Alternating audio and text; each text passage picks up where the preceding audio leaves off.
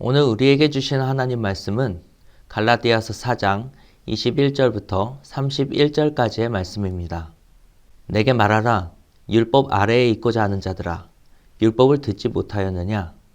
기록된 바 아브라함에게 두 아들이 있으니 하나는 여종에게서 하나는 자유 있는 여자에게서 났다 하였으며, 여종에게서는 육체를 따라 났고 자유 있는 여자에게서는 약속으로 말미암았느니라. 이것은 비유니 이 여자들은 두 언약이라.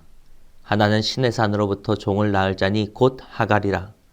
이 하갈은 아라비아에 있는 신의 산으로서 지금 있는 예루살렘과 같은 곳이니 그가 그 자녀들과 더불어 종노릇하고, 오직 위에 있는 예루살렘은 자유자니 곧 우리 어머니라. 기록된 바 잉태하지 못하는 자여 즐거워하라. 상고를 모르는 자여 소리질러 외치라. 이는 홀로 사는 자의 자녀가 남편 있는 자의 자녀보다 많음이라 하였으니, 형제들아, 너희는 이삭과 같이 약속의 자녀라. 그러나 그때에 육체를 따라 난 자가 성령을 따라 난 자를 박해하는 것 같이 이제도 그러하도다. 그러나 성경이 무엇을 말하느냐? 여종과 그 아들을 내쫓으라. 여종의 아들이 자유 있는 여자의 아들과 더불어 유업을 얻지 못하리라 하였느니라. 그런즉 형제들아, 우리는 여종의 자녀가 아니요 자유 있는 여자의 자녀니라. 아멘. 팀 켈러라고 하는 외국의 목사님이 율법과 복음 사이에서 방황하는 사람들의 모습을 4가지 정도로 정리해 보았습니다. 첫 번째, 율법에 순종하면서 율법에 의지하는 사람이 있습니다. 이 사람은 신앙적인 행위에 열정을 쏟고 그러한 자기 방향성을 자랑스러워합니다. 그리고 이 행위를 통해 자기 자신과 하나님이 긴밀히 연관되어 있다고, 하나님께서 나를 보아주시고 또 마땅히 여기시고 계시다고 그렇게 확신합니다. 그런데 정작 그 속내는 좀 불안합니다. 열정이 가득하고 또 그의 손을 통해서 성취하는 것들이 많지만 그 속안 깊은 것을 들여다보면 못마땅한 자기의 모습이 있습니다. 자기의 기준은 나날이 높아져 가는데 자기의 속마음 어느 한 부분에서는 그 조건에 충족하지 못하게 되는 겁니다. 열심을 더하면 더할수록 뭔가 계속해서 부족함을 느끼는 그러한 스트레스가 이러한 부류의 사람들에게 존재하게 됩니다. 두 번째, 율법에 의지하면서도 율법에 불순종하는 사람들이 있습니다. 이 사람들은 생각에는 율법, 신앙적 행위에는 열심을 다해서 섬겨야 한다는 것을 아는데 그 실제 행위까지 좀처럼 가지 못하는 겁니다. 이러한 행위들을 통하여서 성취감을 느끼고 그 기쁨이 얼마나 큰지 아는데 그것에 미치지 못하여서 아직은 내가 하나님께 인정받지 못했다라고 생각하는 사람들입니다. 이러한 사람의 내면은 굉장히 무뎌져 있다는 것을 알게 됩니다. 당장에 불순종한 것이 그리 문제가 되지 않습니다. 어느 때라도 내가 마음 먹고 그 힘을 다하여서 이를 성취해내면 될 거라고 생각하기에 오늘의 실패에 크게 연연해하지 않는 것입니다. 세 번째, 율법에 불순종하면서 동시에 율법에 의지하지 않는 사람이 있습니다. 이러한 사람들은 소위 세속적인 사람들이라고 평가할 수 있는 사람들입니다. 교회를 다니지만 억지로 다니든 아니면 완전히 습관에 빠져서 다니든 간에 그 안에 영성이라고는 찾아볼 수 없고 더 나아가 종교성조차도 찾을 수 없는 사람들이 있습니다. 이러한 사람들이 율법에 불순종하면서 그 행위의 성실함도 없으면서 동시에 그 행위의 성실함을 가져야 한다고도 생각하지 않는 그런 사람들입니다. 네 번째 사람이 있습니다. 마지막입니다. 율법에 순종하면서 동시에 율법에는 의지하지 않는 사람이 있습니다. 율법에 의지하지 않는다는 것은 곧 복음을 의지한다는 것, 복음으로 인한 구원의 확신이 그 안에 동기가 된다는 것을 뜻합니다. 우리가 추구해야 될 것은 바로 이 네 번째 부류의 사람들의 모습입니다. 율법에 순종하면서, 그러니까 신앙적 행위에 열심을 다하면서 동시에 그 행위의 동기가 그것을 성취해내는 기쁨, 이루어낸 만족, 거기에 있는 것이 아니라 우리 안에 이미 주신 구원의 확신으로 말미암아 마땅히 행할 길로 여겨야 된다는 것입니다. 그런데 이것이 참 어렵습니다. 율법에 순종한다는 것은 오늘날 우리의 삶에 있어서 신앙적인 행위에 열심으로 참여한다는 것을 뜻합니다. 조금 더 지평을 넓혀보면 우리의 삶 속에서 선한 무언가를 이루려고 하는 것들도 다 여기에 포함됩니다. 앞서 말했다시피 이것은 누군가의 강요나 구원을 받기 위한 목적이 아닌 하나님을 믿는 자로서 구원받은 자로서의 마땅한 할 일로 여기고 그 일을 시작한다는 겁니다. 그런데 문제는 기꺼이 마땅히 해야 될 일로 시작하였지만 그 일의 성취가 더디게 되어가는 일들이 있습니다. 복음의 발로로 시작된 이 일이 빠르게 진척이 되면야 아무 문제 없지만 더디어갈 때 그때의 우리 안에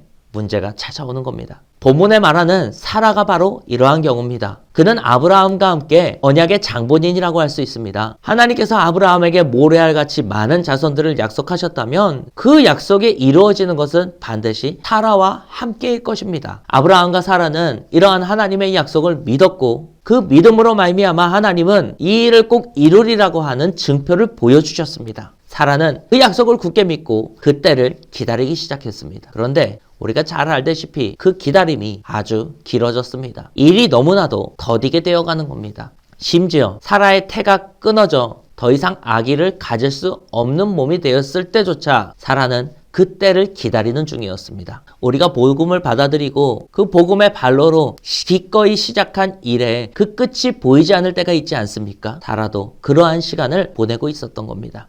이것이 그저 기다리는 일뿐이라면 좋겠는데 일이 그렇게 되지 않습니다. 사라의 여종이었던 하갈이 아브라함의 첩으로 들어와 그 아이를 낳게 되었을 때에 새로운 문제가 찾아왔습니다. 두 가지 현상이 일어났습니다. 첫째로 하갈이 기세등등하여져서 자꾸만 선을 넘는 겁니다. 바로 사라를 업신여겼습니다. 그도 그럴 것이 이미 여주인은 더 이상 아기를 가질 수 없는 몸이 된 것이 확실하고 자신에게는 아들이 있어서 이 아들은 반드시 아브라함의 상속자가 될 겁니다. 당장은 아니더라도 어느 시간이 흐른 후에는 이 아들이 이 가문의 족장이 될 때가 찾아올 것이고 바로 그날에는 자신은 더 이상 여종이 아닌 족장의 어머니가 될 겁니다. 이것이 기정사실이었기 때문에 하갈이 감히 사라를 업신여길 수가 있었던 겁니다. 하갈이 사라를 업신여길 때에 사라는 가만히 있었느냐? 그렇진 않았습니다. 여주인의 지위를 이용해 맞받아 쳤습니다. 그런데 그것이 무슨 소용입니까? 시간은 하갈의 편입니다. 시간이 지나면 언젠가 하갈의 자식이 족장이 될 것이고 그러면 자신은 더 이상 지금과 같은 지위를 누릴 수가 없게 될 것이 분명했습니다. 그러자 사라의 내적 갈등이 시작되는 겁니다. 자, 사라가 취할 수 있는 좀 더 과격하지만 확실한 선택지가 분명히 존재합니다. 어떤 면목으로든 하갈을 그 부족에서 내쫓아버리고 그 남은 아이를 자신의 아이로 키우면 됩니다. 혹은 다른 여인을 통해 아브라함의 또 다른 자식을 만들고 그 아이들을 자기의 자식으로 입양을 하면 됩니다. 당시 부족 사회에는 족장 체제를 강화할 수 있는 여러 방법들이 존재했고 또 시행되고 있었습니다. 사라라고 해서 이 중 하나를 선택해요 행하지 못할 이유가 어디 있겠습니까? 그런데 이와 같은 방법을 취한다는 것은 동시에 어떤 것이 되느냐? 그가 더 이상 또 한 번 하나님의 약속을 의지하지 않고 사람의 일을 선택하여 살아가겠다고 하는 것과 같은 것입니다. 이것을 오늘날 우리의 언어로 바꾸면 더 이상 하나님의 은혜를 기다리는 것을 포기하고 나의 손으로 무언가를 성취하고자 노력한다는 것을 뜻합니다. 우리가 복음을 통하여 기꺼이 시작한 이 일이 더디되어 갈 때에 그때의 우리 곁엔 하갈과 같은 사람들이 나타납니다. 그가 가까이 있는 것만으로도 나는 충분히 비교됩니다. 누가 비교해서가 아니라 내 자신이 그렇게 느껴집니다. 나는 한없이 부족해 보이고 모자란 존재로 여겨지게 됩니다. 내 자신을 한없이 부족하고 모자란 존재로 느끼게 합니다. 내가 원하고 만족할 만한 결과가 나타났으면 좋겠습니다. 이런 마음이 들 때 우리는 유혹 앞에 서게 되는 겁니다. 끝까지 하나님이 하실 일들을 기대하며 오늘을 참아내느냐 아니면 지금이라도 열심히 무언가를 하여서 내가 가질 수 있는 것들을 획득하느냐 이 갈림길에 서게 되는 것입니다. 어느새 우리는 하나님이 이미 우리에게 주신 구원보다 더 갖고 싶고 더 원하는 무언가가 생겨버립니다. 그러나 사라는 이 갈등 속에서 자기 마음을 정합니다. 더 이상 사람의 일을 선택하지 않겠다는 겁니다. 우직하게 하나님의 때를 기다리기로 합니다. 태는 이미 끊어졌고 하갈의 날은 하루하루 가까워지고 있는데 사라는 그저 하나님의 약속만을 믿고 기다리고 인내하기로 합니다. 사라가 하나님의 약속을 붙들었을 때에 그가 받은 복이 무엇입니까? 끊어진 태를 다시 이으셔서 사라를 통하여서 이삭을 낳게 하셨습니다. 사람의 계획으로 승승장구할 것만 같았던 하갈의 꿈은 깨어지고 광야로 내쫓김 당하는 신세가 되었습니다. 하나님은 약속을 붙잡고 끝까지 기다린 사라를 통하여서 모래알같이 많은 민족을 이루시겠다는 그 언약을 이루어내십니다. 오늘 우리들이 복음을 통하여서 기꺼이 시작한 이 신앙적 행위들의 끝에도 하나님이 사라에게 주신 것과 같은 그런 놀라운 축복이 기다리고 있다는 것을 어느 때나 우리의 소망 삼아 살아가시기 바랍니다.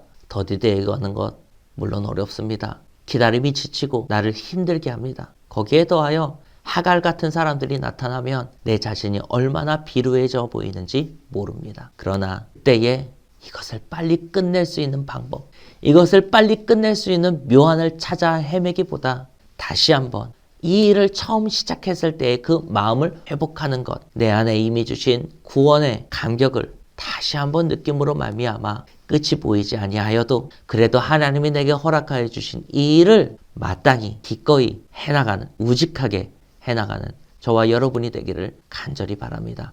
기도하겠습니다. 하나님 감사합니다. 오늘 말씀을 통하여서 우리가 얼마나 많은 유혹 앞에 서게 되는지를 또 한번 생각해 보았습니다. 하나님, 우리의 마음이 하나님의 약속에서 벗어나 우리의 손으로 이룰 수 있는 그 성취들의 그 마음을 빼앗길 때에 하나님, 우리의 마음을 지켜주옵소서. 그리하여서 사라와 같이 다시 한번 그 하나님이 주신 언약, 복음의 그 길을 붙들고 사람의 방법을 택하지 아니하고 오직하게 인내하며 그 때를 기다리는 우리들이 되게 하여 주옵소서. 예수 그리스도의 이름으로 기도합니다. 아멘.